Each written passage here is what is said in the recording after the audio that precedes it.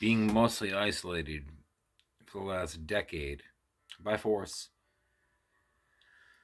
The videos are incredibly useful for really my own psychology. And then there's the hope that perhaps someone else can view them in the future and get something valuable out of them. Because I recognize that I'm experiencing a flat out impossible experience. Flat out impossible. A traumatic brain injury that severe, it's not supposed to be possible that I was speaking, not supposed to be possible that I'm healing, still articulating it, understanding it. And so when Sergeant Griffith found me and informed me he had bumped into me when I was at Crotchet, and I had no memory of it at all, and he explained why. He also explained that left side neglect was my condition in the gear that was required for the shoulder subluxation, and why the ankle piece was really for the hip subluxation.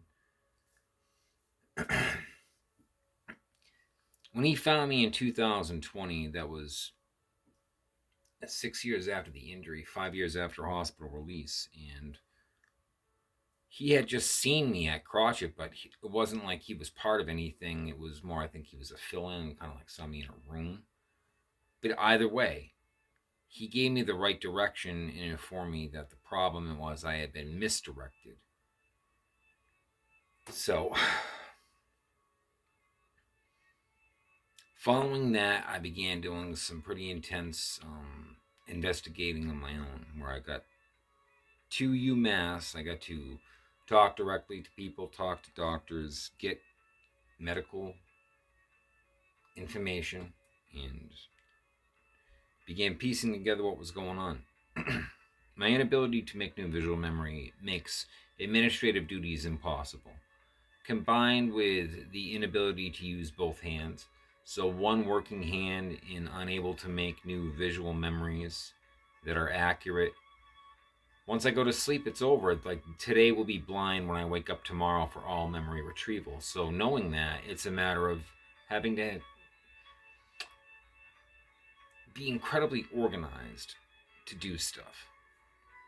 It just makes administrative duties flat out impossible on my own, particularly when under attack by people strategically misinforming the state as well as me, as well as the banks, as well as the courts, everything. The truth of this situation, of how people have done nothing but misinform the courts and the public through WMUR since my injury, for theft of my home, insurance settlements, liquidation of my business, and ongoing SSA fraud using my identity. The bank accounts prove it. The court proceedings tell the story. The same people just keep on doing it and they're immune. For some reason, no one can stop these people when they target a patient of a hospital in New Hampshire. They've got a way. That's a rope. It's like a rope-a-dope method that keeps the state in constant contradiction.